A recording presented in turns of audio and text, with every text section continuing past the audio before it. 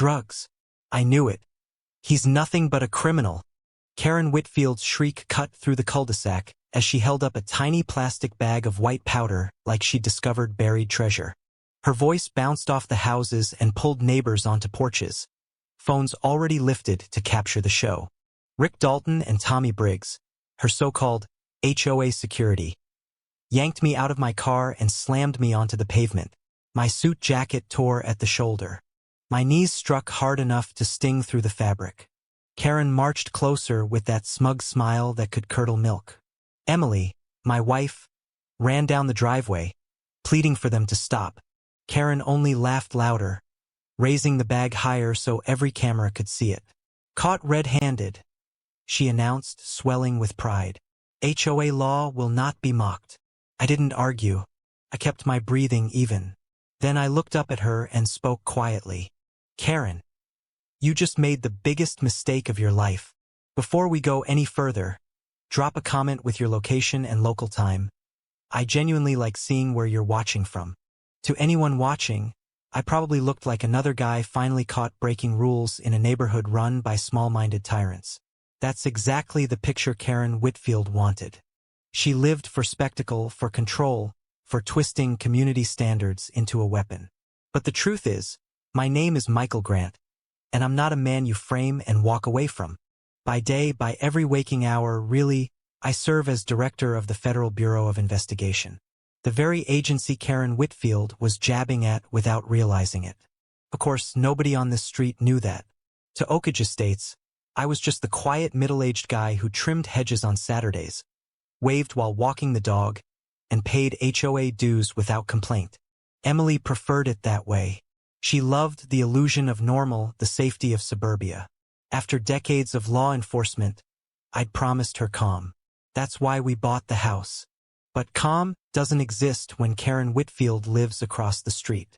Karen was the self-appointed queen of Estates.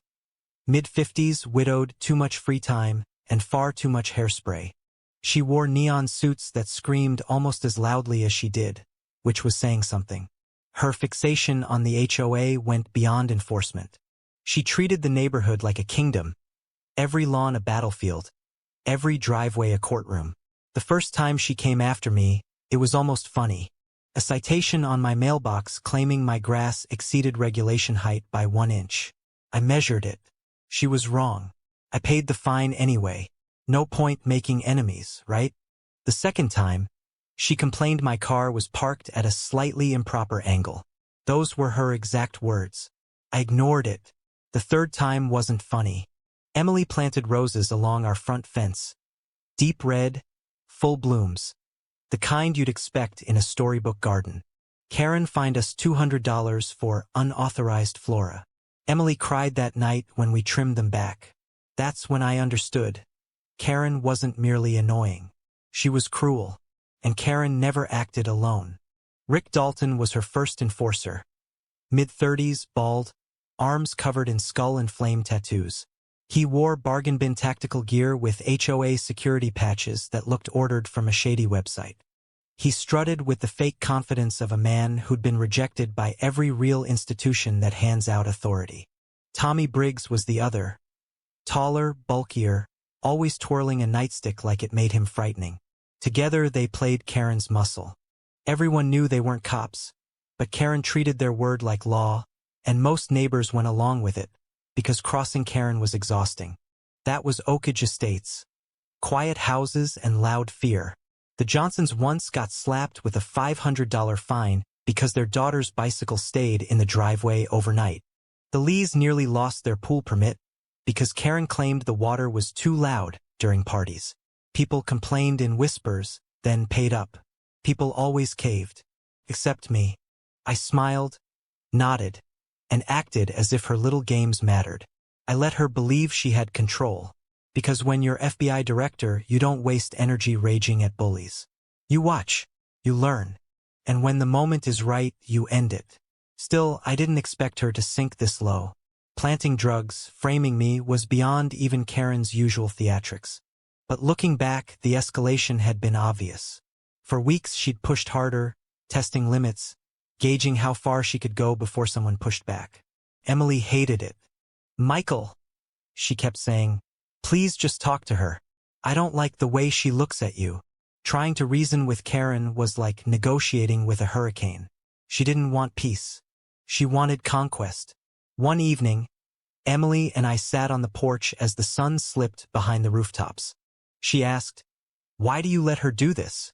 I sipped my coffee and answered, because eventually Karen will bury herself. I just have to wait. And I was right. The day Karen made her move began like any other. I'd flown back from D.C. That morning after a brutal week, attorney general meetings, congressional committees, national security briefings, counterintelligence updates. Heavy things. Yet when I turned onto my street, the biggest threat to my peace wasn't foreign espionage. It was Karen Whitfield, standing at the end of my driveway in a pink suit, waiting like a vulture. Rick and Tommy flanked her. That alone meant trouble. What sealed it was the audience. Neighbors peeking from windows, lingering on sidewalks, phones in hand. Karen had arranged a crowd for my humiliation. And then she barked orders like a general. Search the car. Don't let him hide anything. Rick and Tommy tore through my vehicle with the delicacy of sledgehammers. Right on cue, Karen gasped theatrically and produced a small bag from the glove compartment. White powder. The street erupted, gasps, whispers, delighted recording. Emily screamed my name and ran forward, only for Tommy to block her with an outstretched arm. Karen held the bag high, grinning like she'd won. In that instant, everything snapped into place. The petty fines, the smirks, the steady escalation. This had never been about HOA violations. This was about power. Karen wanted the neighborhood to see her take down someone she thought was untouchable. She truly believed she was above the law. What she didn't understand was that the law was on its knees in a torn suit, staring up at her, calm, silent, and taking notes. Rick tightened zip ties around my wrists until they bit. Tommy shoved me against the hood of my own car. My tie slid crooked. My polished shoes scraped rough pavement. Around us, neighbors murmured behind raised phones. Disbelief mixed with excitement. Karen strode forward, heels ticking, bag held like a trophy. Ladies and gentlemen, she called out. I told you he was no better than a common thug. Look at this, drugs in his car. Caught red-handed. People reacted exactly as Karen intended. She didn't just accuse. She infected the air with certainty. In Oakage Estates, appearances were everything. I said nothing. Silence rattles tyrants more than shouting ever will. Rick leaned close, breath reeking of cigarettes and cheap whiskey. Thought you were clever, huh? Fancy suit, nice car. Doesn't matter. HOA runs this neighborhood. He shoved me harder. Tommy chuckled, gripping his nightstick like he was itching for a reason. Emily cried from the porch, voice breaking. Michael! Stop this. He hasn't done anything. Karen snapped her head toward her, pointing like a judge. Stay back, Emily. Unless you want to be charged as an accomplice. Emily froze, tears streaking down her face. I clenched my jaw but kept my composure. Karen fed on panic. This was theater and she'd been rehearsing. She paced the cul-de-sac, preaching to the crowd. I warned you. I've seen his type, quiet, sneaky, thinks rules don't apply. And now we have proof. Drugs in our safe, family-friendly neighborhood. I won't let Oakage Estates turn into a crime-ridden dump. She chose her words to wound. Karen's cruelty was never just rules. It was prejudice dressed up as standards. Most neighbors stayed silent. A few looked uneasy. Mrs. Johnson whispered, This doesn't feel right, Mr. Lee muttered. Where would he even get drugs? Doubt started to bloom, but Karen was too drunk on attention to notice.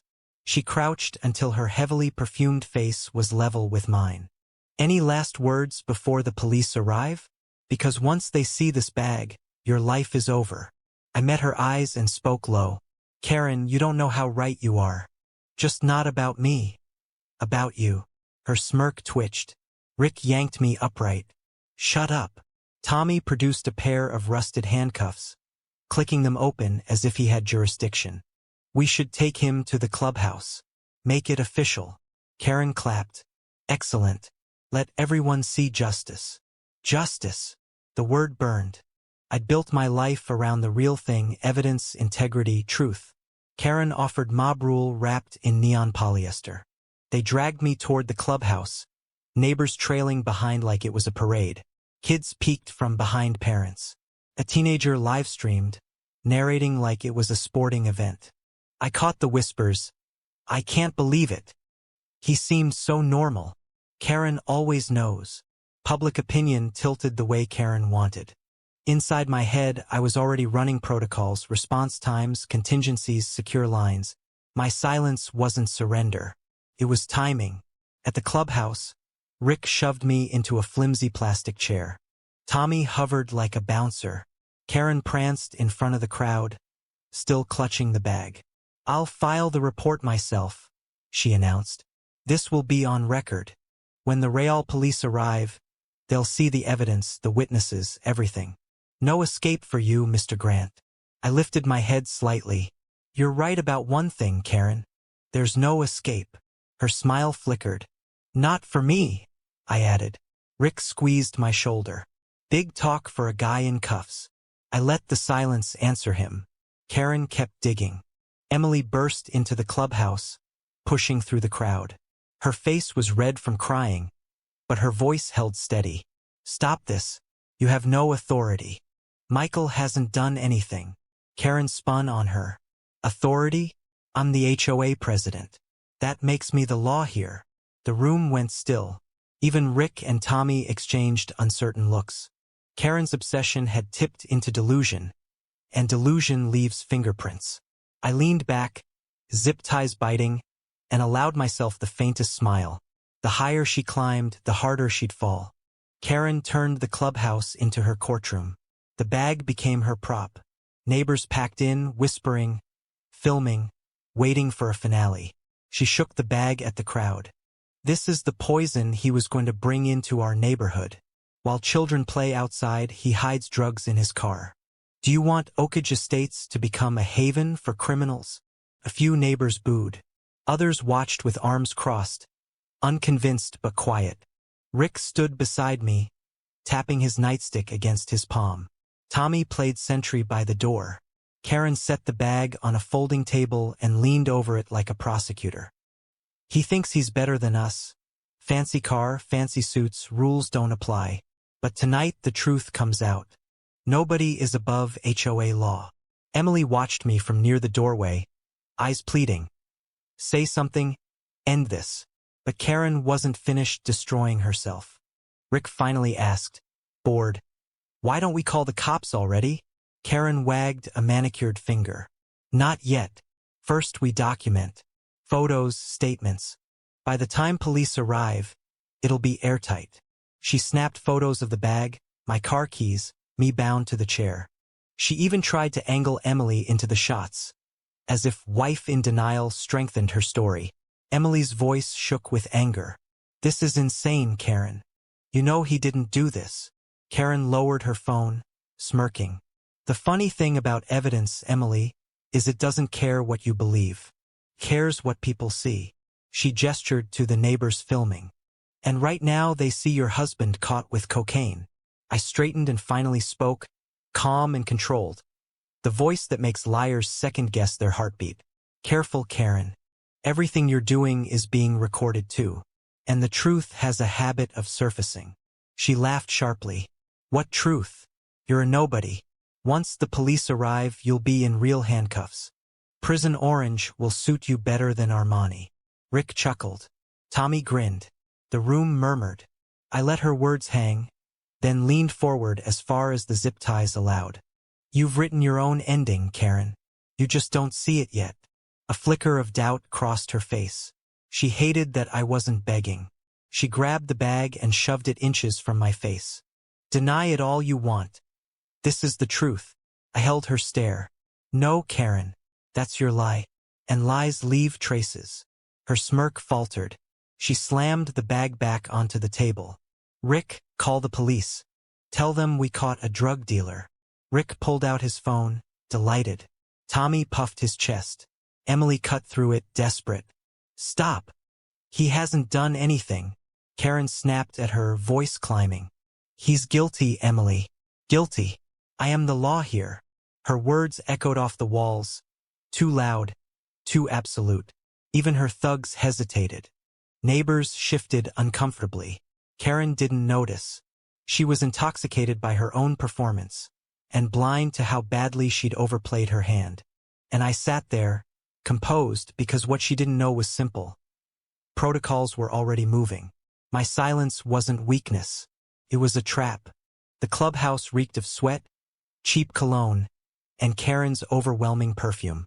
Karen strutted beneath fluorescent lights, pink suit glowing as she announced, "Any minute now the police will arrive, and when they do, this man's life is finished. Oak Estates will be safe again." People weren't as convinced anymore. Doubt was spreading. Then fate helped. Rick leaned in to gloat, and something slid from my briefcase. Carelessly tossed on the floor earlier. The latch had popped. A small black leather wallet skated across the tile and stopped in open view. For a beat, no one reacted. Then Mrs. Johnson squinted. "Is that?" Karen whipped around, snatched it up, and flipped it open, expecting a credit card. Her face drained. Stamped in silver on black leather was the seal of the Federal Bureau of Investigation. A hush dropped, followed by gasps. "That's federal," someone whispered. "That looks real," another voice said. Karen snapped the wallet shut and forced a laugh that cracked at the edges. "Oh, please. A fake ID. Probably ordered online. Pathetic." Rick frowned. Tommy shifted. Phones zoomed in. Whispers turned into questions. I spoke softly. "Karen, you should have left it on the floor. Now everyone knows you aren't framing an ordinary man." Her nostrils flared. "Silence," she snapped, clutching the wallet tighter. "You're nothing. A fraud." Then the door opened, though not for the police yet. 2 HOA committee members entered, drawn by the commotion. One was Harold Benson, a graying man the neighborhood respected. His eyes landed on the wallet in Karen's hand, and his expression tightened. That's a federal badge." Karen laughed too fast. "Don't be ridiculous, Harold. This man is a liar. Criminal. Look what I found in his car." She thrust the bag up again, but the room was turning. What if it's real? What if she planted it? She's gone too far. I leaned back and let the murmurs build. Timing. Then, outside, a new sound arrived, distant sirens. Karen tried to regain her grip. "Perfect. They're coming. They'll see everything." But her words didn't land. Neighbors weren't staring at me anymore. They were staring at her. Emily stepped forward, voice trembling but clear. "Everyone here knows Michael. He's followed every demand, paid every fine, tolerated every ridiculous rule. And now Karen says he's a drug dealer. Does that honestly make sense?" Agreement rippled through the crowd. Harold crossed his arms. "This doesn't sit right, Karen. Not at all." Karen's smile twitched. Her voice rose. "Don't listen to her. I'm the HOA president. I know what's best for this community." The harder she pushed, the more people recoiled. Then my confiscated phone, tossed on the table, buzzed loudly. On the screen, a secure encrypted call from Carter. "Deputy Director Carter, my second in command." Every head turned. Karen snatched the phone up like it was another prop. Another fake contact. This man is a con artist. But the phone unlocked automatically as she held it near me, facial recognition doing what it was designed to do. And then Carter's voice boomed on speaker for everyone to hear. "Director Grant, Protocol 7 is active. Extraction team en route. ETA 2 minutes." The room went silent. Karen's face went white. She dropped the phone as if it burned. Rick and Tommy stepped back, suddenly small. A few neighbors let out nervous, disbelieving laughs. I looked up at Karen, calm as ever. 2 minutes, Karen. That's all you have." For the first time, she had nothing to say. The clubhouse stayed frozen in shock. My phone buzzed faintly on the table, the words hanging over everyone. Protocol 7. Extraction team. 2 minutes. Karen stood trembling beneath the lights.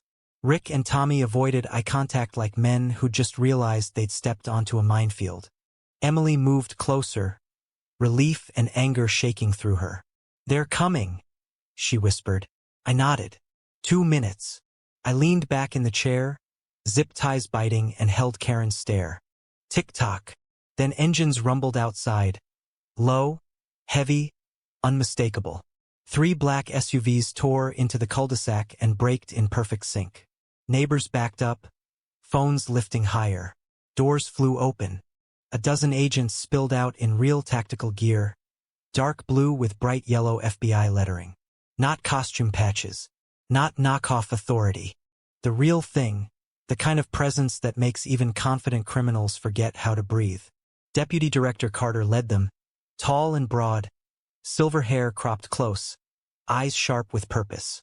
Agents swept the area with practiced precision, weapons holstered but hands ready. Carter entered the clubhouse like a storm. "Director Grant, apologies for the delay. Extraction team secure." Karen staggered back. "Director?" The room erupted, gasps, frantic whispers. Some neighbors clapped a hand to their mouths. Karen tried to laugh it off, but it came out strangled. "This is an act. These men aren't real." Carter silenced her with a gesture and flashed his badge. "Deputy Director Carter, Federal Bureau of Investigation," he said crisply. "And the man you assaulted, restrained, framed, and publicly humiliated is Director Michael Grant, head of the FBI." The shock hit like a wave. Emily's shoulders shook as she covered her mouth, tears falling, relief at last. Rick's face went slack. Tommy muttered a curse under his breath. Karen froze, eyes darting as if the walls might open. Carter continued, voice cutting cleanly through the chaos. "We have eyewitnesses. We have footage. We have your fingerprints on that bag. And thanks to your arrogance, we also have a live stream showing you planting evidence." He nodded toward the doorway, where teenagers still recorded everything. Karen clutched the table for support. No, this can't be." An agent stepped in and sliced my zip ties. I stood slowly, rubbed my wrists, straightened my torn jacket, and fixed my tie. Then I faced Karen. "Karen Whitfield," I said, voice quiet but heavy enough to fill the room. "You thought you ruled this neighborhood. You thought your games made you untouchable. You forgot one thing." Her lips trembled. "What?" I stepped closer, letting her see the certainty in my eyes. "The law doesn't belong to you. It belongs to the people. And tonight, it's coming for you." Agents moved. Rick cracked first, hands up. I didn't know. Tommy dropped the nightstick and tried slipping out the back. He made it 2 steps before an agent tackled him and snapped cuffs on his wrists. Karen grabbed the bag of powder and hugged it to her chest like a lifeline. "It's not mine." He put it there. "He's the criminal." Carter lifted an eyebrow and nodded to an agent. A portable forensic scanner came out. A photo snapped. Seconds later, the result displayed. Clear fingerprints. Karen's. The room erupted again. "She planted it. We watched her." Karen's knees gave out. She collapsed into the chair I'd been forced to sit in, bravado gone, eyes hollow. I didn't mean it was just... Excuses didn't matter anymore. Emily rushed to my side and gripped my arm, tears spilling. "It's over," she whispered. I covered her hand with mine. "For you, yes. For us, it's just starting."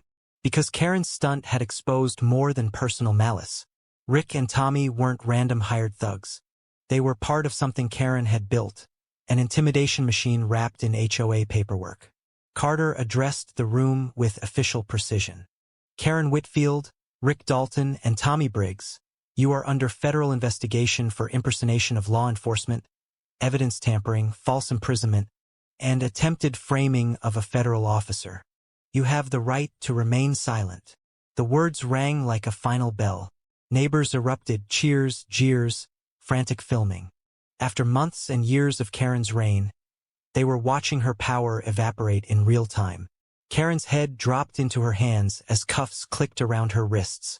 Her neon suit looked less like authority now and more like a costume from a cheap play. I turned to Carter. Secure every scrap of evidence. This doesn't end here. He nodded. Already underway, sir. As agents escorted Karen, Rick, and Tommy out, I stepped forward and faced my neighbors. For too long, fear ran this community, I said. You were made to believe you had no choice but to submit to one person's twisted version of control. Remember this, truth wins. Power built on lies collapses. Tonight proves it. Applause broke out. Emily squeezed my hand. Karen had planted drugs in my car thinking she'd planted my downfall. Instead, she'd planted the seeds of her own destruction, and the harvest had begun. The next 72 hours were chaos. Karen Whitfield went from HOA queen to federal detainee overnight. The neighborhood lit up with messages the second her mugshot circulated. People who once flinched at her glare now passed around screenshots of her in an orange jumpsuit with a kind of stunned satisfaction. I didn't celebrate. Not yet. This wasn't about revenge, it was procedure. And the FBI runs on procedure. Karen, Rick, and Tommy were transferred from the local precinct to federal holding immediately. And my instincts told me her crimes didn't begin or end with one planted baggie. So I called Carter into my office. He arrived carrying a thick folder, expression grim. You were right, sir, he said, laying it on my desk. This wasn't her first time. We'd already tied Karen to at least 14 incidents. Harassment, falsified HOA citations, intimidation campaigns. I flipped through pages. Photos of homeowners in tears, complaints ignored, fines that never should have existed, threatening letters signed in Karen's looping cursive. Worse were the anonymous tips to local police targeting minority families, always framed as suspicious behavior. And the two thugs? I asked. Carter slid another folder over. Dalton and Briggs have priors, assault, impersonation, weapons charges. But here's the real problem. Karen paid them under the table through HOA funds. Embezzlement on top of everything. I leaned back. So she wasn't just abusing power. She was stealing from the people she claimed to protect. Carter nodded. Over $100,000.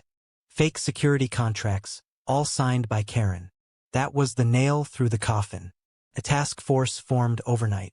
We tore through HOA records, bank statements, complaint logs. Every document painted the same picture. Karen's leadership wasn't management. It was organized extortion in pastel suits. The public devoured it. News vans swarmed Oakage estates.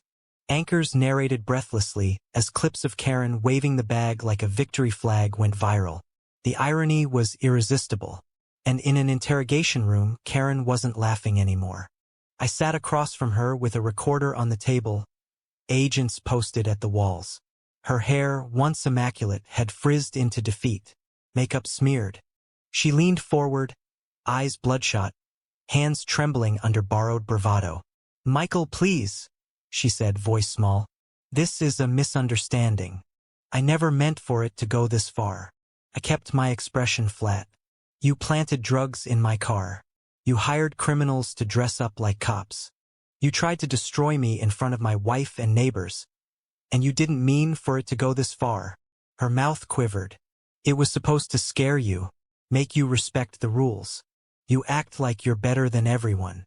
But this is my neighborhood, my rules. I let her words sit in the air until they sounded as ugly to her as they did to me. Then I leaned in. That's the difference between us, Karen. You treat rules like toys. I enforce laws that protect people, real people. And right now, the law is protecting them from you. For a moment, the old Karen flashed. You won't win. I have friends. Influence. I'll get out. And when I do, I cut her off by sliding a photo across the table. Her fingerprints on the bag, side by side with a still from the live stream. Karen's hand clearly slipping it into my car. Her face collapsed. That's not fair. Neither is prison, I replied. But you're going. And she did. The trial moved fast.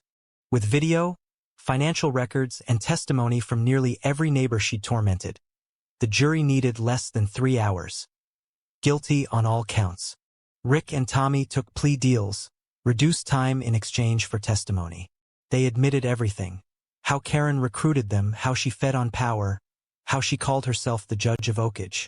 When the judge sentenced Karen to 12 years in federal prison plus restitution to the HOA, a collective exhale swept the courtroom. A few neighbors even clapped until the bailiff shut it down.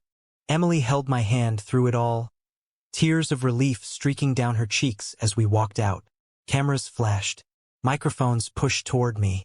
I said nothing. This was never about fame. It was about justice. Justice rippled outward. Within weeks, the investigation widened to other HOAs in the region. Shady practices, inflated fines, bogus citations, misused funds. Karen's fall cracked open a dam. But the best moment didn't happen in court or on television. It happened back home. One evening, after Karen was shipped upstate, neighbors gathered on the green. Not for a meeting, not out of fear, but to share food and breathe. Children ran free. Laughter finally sounded natural in Oakage Estates. Mrs. Johnson raised a toast. To Michael, our neighbor, our protector, and apparently our FBI director. Everyone cheered. Emily squeezed my hand, smiling for the first time in weeks. I looked at faces that had once been cowed into silence. Now open, hopeful, and thought. This is why we fight. Not for glory. Not for revenge. For people to live without fear. Karen tried to plant drugs in my car. Instead, she planted her own downfall and the roots of change. For once, Oakage Estates finally felt like home. The neighborhood grew quieter after that. Not the tense, oppressive quiet Karen used to enforce, but a gentle peace. Blinds stayed open. Lawns grew a little wild. Mailboxes leaned. Bikes lay crooked in driveways and nobody cared. Small freedoms, sweet and ordinary. Karen was gone. Convicted, shackled, stripped of her fake crown. Her pink suits collected dust in evidence. Rick and Tommy traded their nightsticks for inmate ID numbers. The HOA itself dissolved after federal auditors uncovered years of fraud. Most people would call that the end. For me, Michael Grant, FBI director, husband, neighbor, it wasn't. Justice doesn't stop at conviction. Justice spreads. In the weeks that followed, Congress fast-tracked hearings on HOA abuse. Karen's meltdown went viral. Memes of her screaming, "I am the law," flooded the internet. Late-night hosts mocked the neon suits and the clipboard tyranny. But beneath the jokes, something serious took hold. Lawmakers introduced new regulations. HOA transparency requirements, civilian oversight, harsher penalties for impersonating law enforcement and abusing association power. I testified before the Senate Judiciary Committee, not as the man Karen tried to humiliate, but as a public servant. I told them about the Johnson's bicycle fine, the Lee's pool harassment, the roses Emily had to cut because of a cruel citation. I spoke about fear disguised as standards, and what happens when petty power goes unchecked. Karen Whitfield wasn't an anomaly, I said. She was a symptom, and if we wanted safer communities, we couldn't let symptoms metastasize. The bill passed, the Federal Neighborhood Accountability Act, clunky name, real impact. Back in Oakage, neighbors pooled donations and erected a small plaque near the end of the street. A polished stone with simple words, "Truth always wins. Justice belongs to the people." Emily and I stood before it one evening, hand in hand. As the sun painted the cul-de-sac gold and children's laughter drifted through the air. Emily squeezed my hand. "It's finally over." I shook my head. "Not over, just better. And that's enough." Karen still sent letters from prison, complaints, accusations, desperate denials. She still called herself a wronged leader, insisted she'd been set up. But the words had no force anymore. No fines, no citations, no fake cops. Just ink on paper, ignored by wardens and laughed at by guards. We moved forward. Emily's roses bloomed again. Fuller than before, brighter than the ones Karen made her cut. Neighbors hosted barbecues, birthdays, spontaneous block parties. And whenever someone joked about HOA law, the street answered with laughter instead of dread. Standing there by the plaque, I couldn't help but smile. Karen thought she planted drugs in my car. What she really planted was her own downfall, and a reminder stronger than any HOA rule. No one, Not even a self-crowned queen of a cul-de-sac sits above the law. If this ordeal taught me anything, it's that power exposes character. Some people, given even a sliver of authority, build and protect. Others, like Karen, turn rules into shackles and neighbors into pawns. But here's the truth. Lies don't endure. Fear doesn't endure. Courage does. The courage to refuse to bow. The courage to wait. The courage to act when the time is right. Karen thought she was writing my downfall. All she did was author her own. For you watching this right now, maybe your Karen isn't an HOA president. Maybe it's a boss, a neighbor, a politician, or even your own doubt. Whoever it is, remember, justice can take time, but it finds a way. Truth can be buried, but it doesn't die. And when the lies finally collapse and the truth is left standing, you'll see what holds the line. Patience, integrity, resilience. So tell me, what's the biggest Karen you've dealt with? Drop it in the comments. And if this story hit you, subscribe for more where justice doesn't just knock. It shows up with a warrant. Because sometimes the truth doesn't just set you free. Sometimes it puts the liar in chains instead.